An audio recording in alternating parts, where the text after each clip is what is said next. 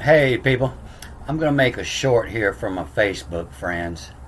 I belong to several Facebook truther and history groups, and this is one of their favorite pictures that they talk about a lot.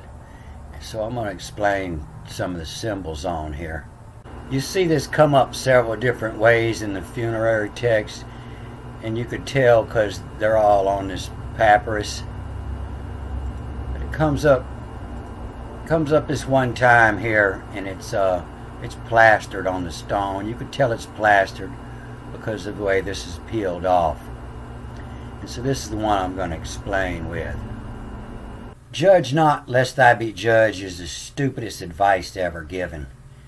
If you ever get in trouble and you go to court to see the judge, and the judge is going to tell you, well, that's going to cost you a $10,000 fine and 2 years in prison for your poor judgment.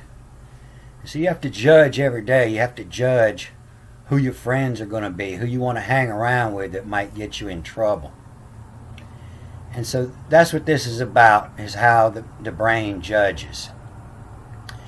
And so in this container, this represents a heart. And it doesn't represent a beating heart. It represents the same heart that you might, if you really like this, you might even love it. You might even press the love button down there. And that's what that means, is love.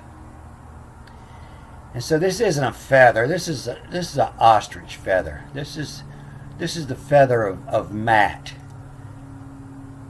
It looks a little different from the other feather, meaning the J or writing. This is Matt here. So Matt is Toph's consort of truth.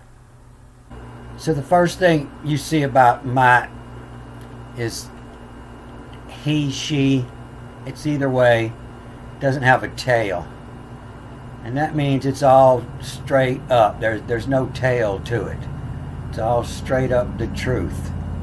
It's all in the writings. Everything they explain about Matt is straight up on the line. You don't have to read between the lines.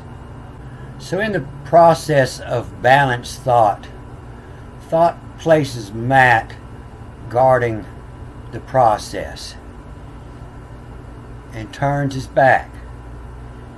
And so during the process, on the side of the love, you've got Horus, and he's trying to Horus Ra. He's trying to manipulate the scale over here twice into the side of love.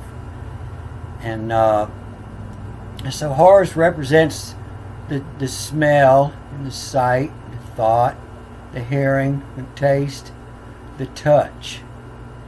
And this is just like it's what love does to your thought. If you really love somebody, you don't smell it when they stink. And they always look beautiful. They say no wrong. They taste wonderful. And everybody else will say, how can you? That's the most horrible. But that's what love does to the thought process. And so on the other side we have the jackal. And we can tell it's hard, it's been chipped up a little bit, but we can tell by the ears that this is the jackal Anubis, or Anubis, maybe spelled with an I sometime. And so Anubis is the Masons associate with Tubal Cain. And everybody hates on the Masons. They're hiding information they believe, but there's plenty of information out there you can read. The Masons don't even know all the information. They're trying to figure it out themselves. So this little bitty monkey up here, this is a gabbin, not a gibbon. A gibbon doesn't have a tail. This is a gabbin, and he was selected for his tail and other qualities. There's not a lot of writings about the gabbin.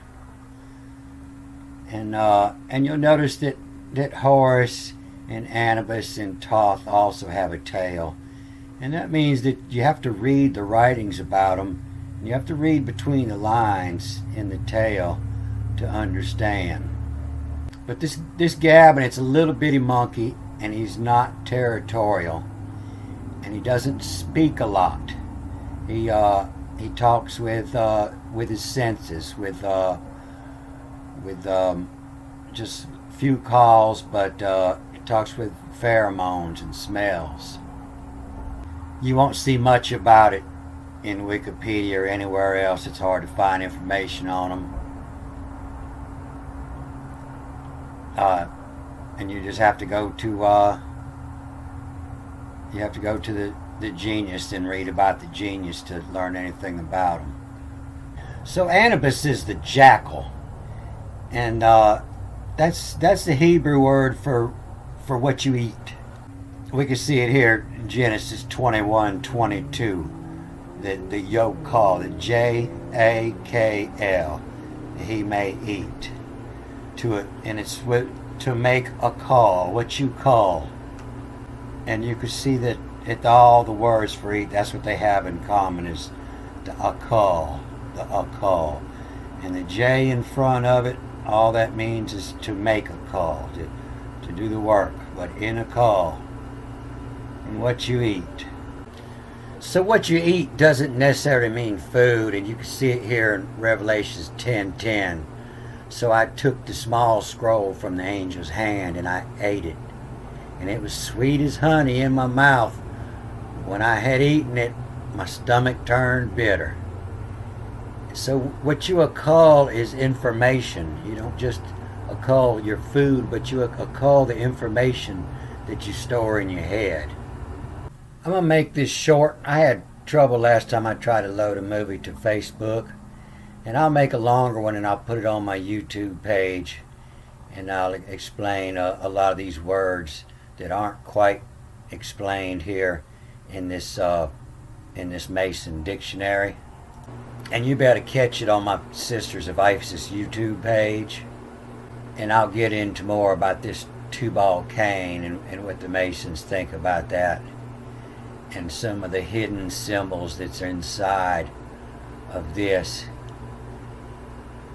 that go way farther than this Facebook. All right, good day, folks.